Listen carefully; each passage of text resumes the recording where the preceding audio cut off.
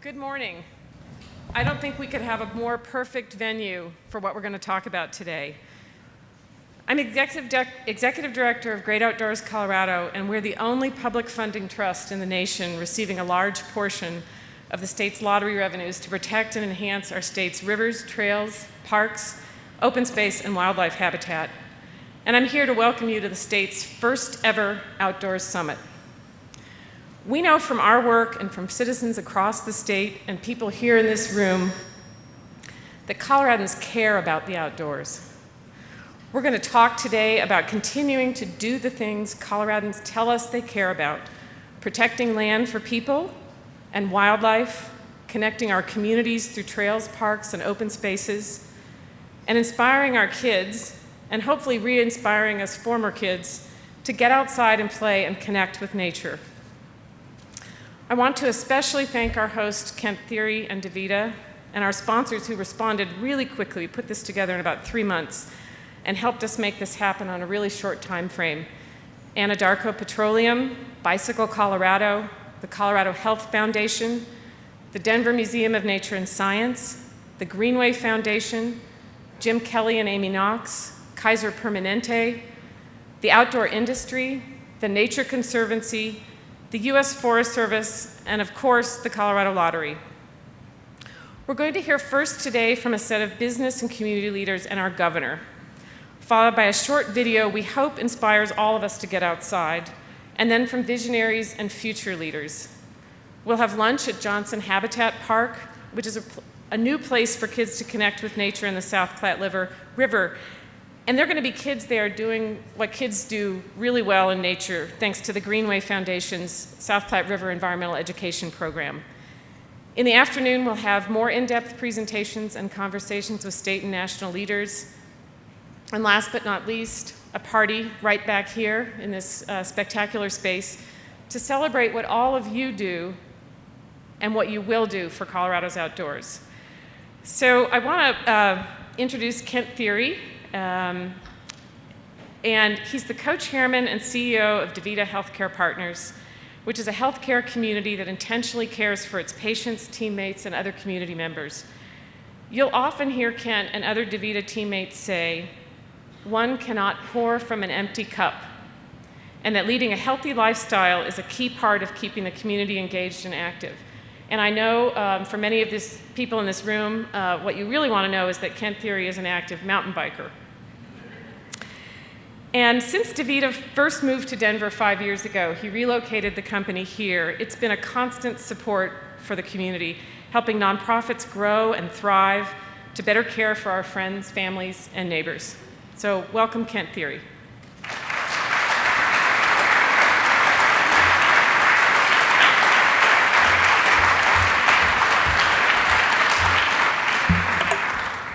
You got a better view than I do. I like this. I don't get up here often in the morning. It's just wonderful, absolutely wonderful to welcome you here on behalf of our 68,000 DaVita teammates across our 11 countries that constitute the DaVita Village. We welcome you. It's wonderful to be up here. This room was designed in part for things like this. Then Mayor Hickenlooper and myself and others, when we were designing this building, talked about how we can create community spaces. That part of creating a natural ecosystem of for-profit enterprises and not-for-profit enterprises, academicians, government officials, to design spaces where they can convene and get stuff done in a constructive and productive way. And so this morning is sort of a manifestation of our own little ecosystem vision. And last night, the Denver Public School District had their annual Night of Honor, where they honor those people who are role models for their core values, which is patterned after the DaVita Night of Honor. And they were all in this room last night, 400 leaders from Denver Public Schools talking about values and talking about their communities. So you got to love it when a plan comes together every now and then. So we are thrilled to have the flock of conservation leaders here that we have here today. Now, some of you are probably hikers, and you probably think hiking is a good idea. John Muir, the patron saint of conservation, disagrees with you. I found this yesterday. In fact, he said, "I don't like either the word or the thing. People ought not to hike in the mountains. They ought to saunter." And he went on to say, do you know the origin of the word saunter? It's a beautiful word. Way back in the Middle Ages, people used to go on pilgrimages to the Holy Land. And when people in the villages through which they passed asked where they were going, they would reply, now this is going to be in French, so, à la Santerre. Now, me speaking French is like doing open pit mining in a national park, but anyway, it means to the Holy Land.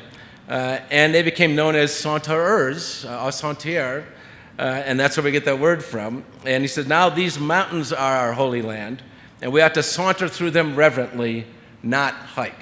So, I'll now officially declare all of you as saunterers. There's an old Christian hymn, will the circle be unbroken, by and by, Lord, by and by, in a better home awaiting, in the sky, Lord, in the sky. I think of this in sort of from a secular perspective, not so much about the sky, but about the land, and preserving the land and that which is natural on it as part of the natural circle of life. And when we do our work right, the wonderful people in this room, we ensure that the circle of life, the circle of nature, the virtuous circle of man's and woman's interaction with the planet is an unbroken and smooth circle. If we don't protect the earth from which all flows and to which all things goes, we have some serious trouble. Only in a day like today, we're not talking about the hereafter, we're talking about the here and now. We're not talking about the promised land, we're talking about preserving our land. And we're not talking about everlasting life, but we're talking about giving an everlasting gift to those who will follow us. And that makes it a kind of a sacred day. 5 years ago, 6 years ago, I guess, was when we initiated the decision-making process of where we would move our headquarters. And we looked at a lot of different places and chose Colorado in a very purposeful way. And we chose it because of its ecosystem. Now, when I say those words, probably many of you think immediately of nature's ecosystem and how beautiful it is here in Colorado. But in fact, our primary focus was on the civic ecosystem instead. The fact that this is still a state where people take pride and a shared sense of accountability for the community and geography in which they live, where for-profit folks and not-for-profit folks, academicians and government officials still get together in rooms and actually realize that a principled compromise is not a compromise of principles. And that's a special thing. And so we chose Colorado not so much for what it is today, but because of the way it is today and what that promises for the kind of policy decisions that will be made in the future. And of course, then Mayor Hickenlooper was a tremendous representative of that notion of principled compromise, getting stuff done, and protecting the environment. And we of the DaVita Village are incredibly happy and content to be here. Colorado is a different kind of place. A lot of us have traveled a bunch, and we did a lot of comparing, and I've lived in a few different places, and this really is a place where a lot of different things meet. Not only do the mountains meet the plains, and the West meets a lot of immigrants from other parts of America, and we're a lot of fourth-generation ranchers, meet people who just moved here from New Jersey and California and Texas and the rest, all places where we're consistently importing others. But more importantly, there's a culture of use of the land that constructively meets a culture of preserving and respecting the land. And that sort of balance and dynamism doesn't exist in that many other places. So when we stir the stew of the mix of people that live here, there emerges a more nuanced love for the land than exists in many other places. And hopefully a lot of constructive work will get done. So important to change, I think, the narrative around conservation, to make it not sound like extra credit, not like bonus points. If you ever ask someone, should we leave the next generation no schools? Should we leave the generation no hospitals? That would strike people as a ridiculous concept. Of course, we build things that will last for the next generation, and we need to change the narrative around land so people think of it as equally essential, equally a no-brainer.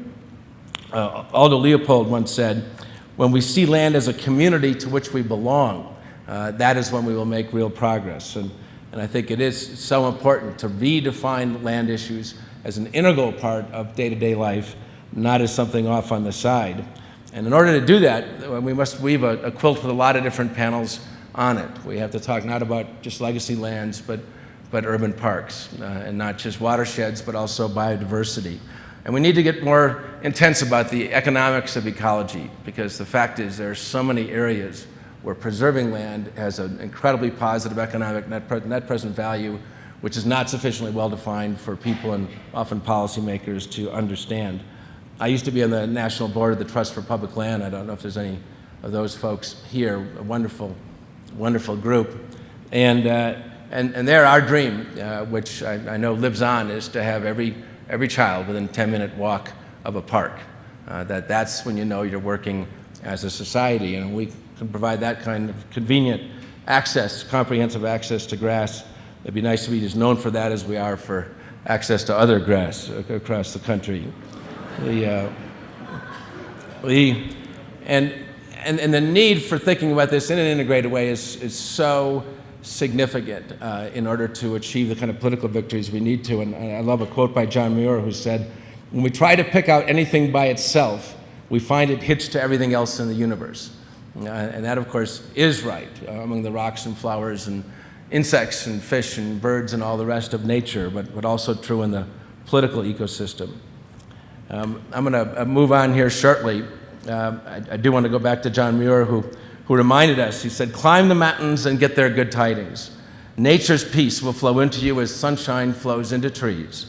The winds will blow their own freshness into you, and the storms their energy, while cares will drop off like autumn leaves.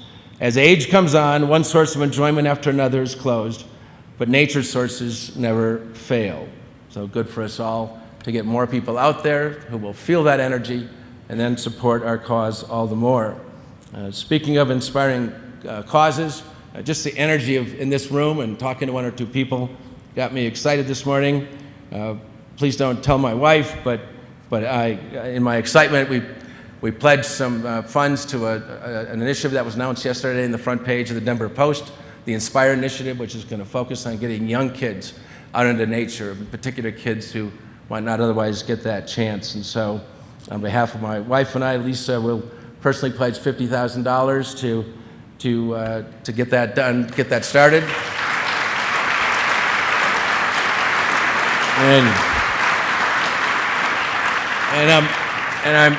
I've got some connections at DaVita, and I'm willing to match that from DaVita, but only if I hear. Now, we have how many DaVitans are in the room? Smattering. There's only about 3 or 4. So we do a thing at DaVita, and then I'm going to do it, and then you guys got to do it, but it has to be, instead of you saying DaVita, you say GOCO. So I think there's only about 4 of us here. Yo, DaVita! Okay, now it sounds better when there's a few hundred people. But if you want the $100,000, 50 from us and 50 from DaVita, you got to yell out, "Yo, GOCO," okay? Yo, GOCO! It's not enough. Yo, GOCO! All right, $100,000 is yours.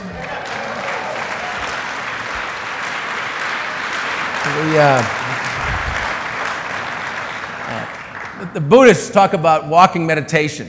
And on my good days, I remember to do this, that every time your foot touches the earth, that you feel a communion with the planet and the continuity of that planet. And it's often a just very soothing and settling way to just feel that connection every time your foot hits the ground. We cannot be at one with ourselves unless we're at one with our planet. And with the work of people like you, on groups like yours, on issues like this, we can ensure that the circle will be unbroken. Thank you and welcome.